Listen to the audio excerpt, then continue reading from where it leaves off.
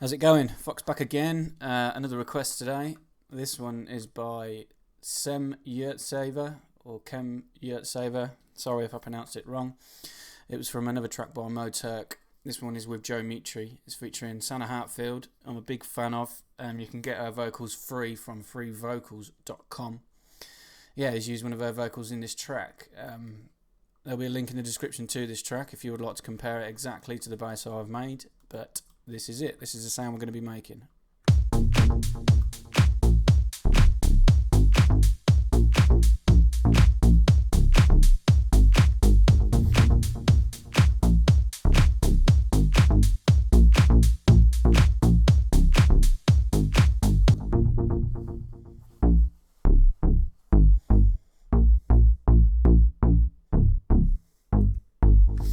There it is. The bass is going to be made with Serum. It didn't need any other processing in regards to any saturation or anything like that. Serum really does do these sort of basses with ease. All I've done is a bit of compression on the end of it. So yeah, this is it again, soloed.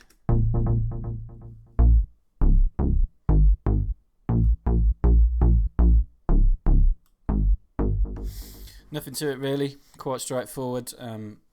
Most of these deep house basses are. As always, it's the control that we have with a low pass filter that gives us the sort of plucky deep house bass that we all know and love.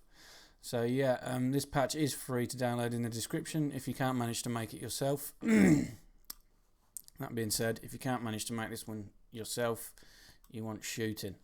I urge everybody to try and at least make this one because it is very, very, very straightforward. So we're going to go ahead and initialize it. First oscillator is going to be a sawtooth. I'll just show you quickly. The notes in the MIDI clip are hovering around A sharp 1 to A sharp 2, just covering an octave. So yeah, if you want to make this exactly, the notes that I played are in that octave. So we're going to pitch this oscillator down 2 octaves.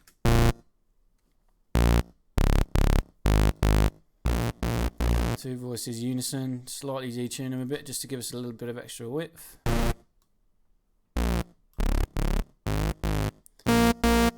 Oscillator B in the analog section, basic shapes, is going to be a square wave. This one needs to be down 2 octaves as well. 3 voices unison for this one, pretty much about the same amount of detune. I never normally go above sort of 0.06, 0.07. Sub oscillator, we want to turn it on, we want it 2 octaves down. Just keep level where it is as standard, keep it on a sawtooth.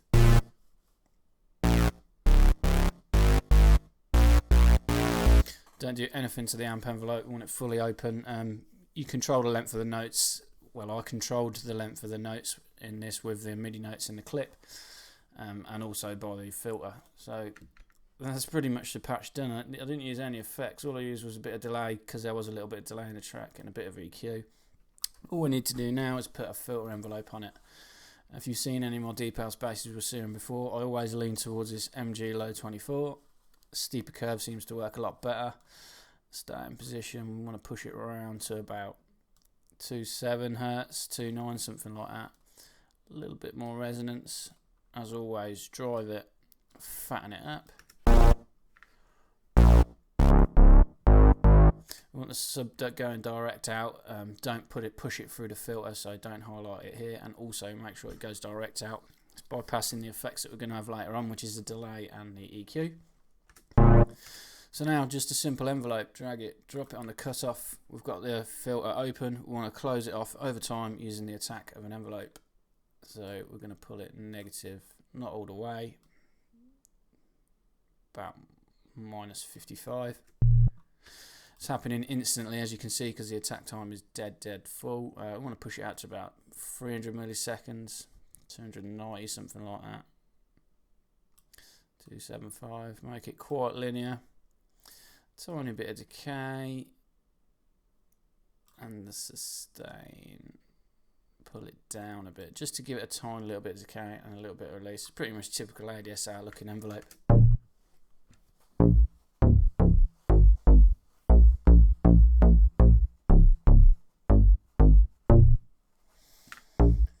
For some reason this sound was a lot I ain't got a clue why. I can't work it out. It's not something I've done. Even with the initialised preset in Serum, the left side was more loud than the right side. If you see in this gain meter at the top here. So all I did was I panned the filter slightly.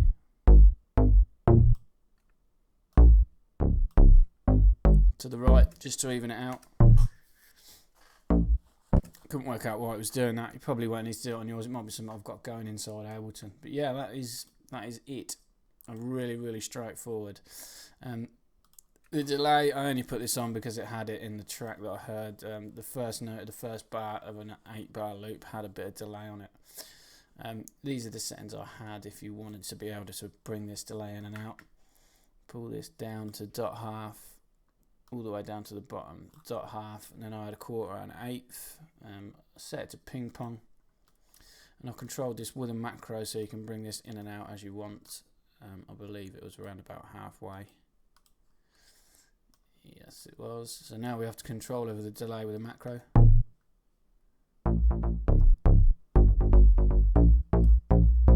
You can see the automation in the track. In the MIDI clip I've got the delay on just for these first two notes because that's where it was in the track. And then it's coming off.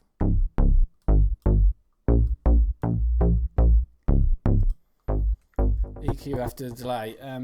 This was a bit of sculpting. I could have done with this with an EQ on the channel. What I did is I changed it to a notch. It was quite a real fine notch that I cut out of the track.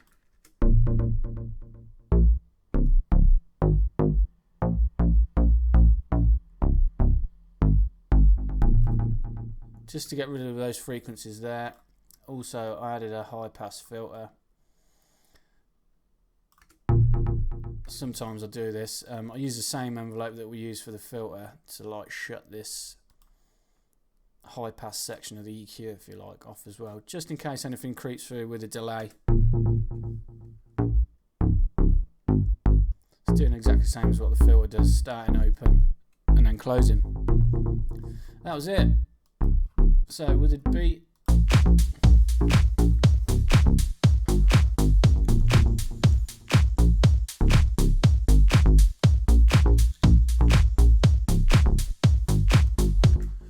easy peasy. I did try this with my wavetable, the Virus Square.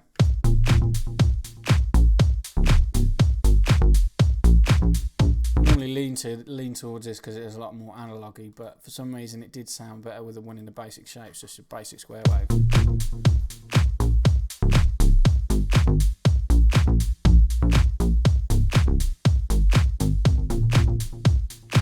There you have it. That is a deep house bass, and it was Moe Turk and Joe Mitri. Figure it out. As always, if you like this, please subscribe. Plenty more to come. Grab the patch for free in the description at the bottom. As always, thanks for watching. Cheers.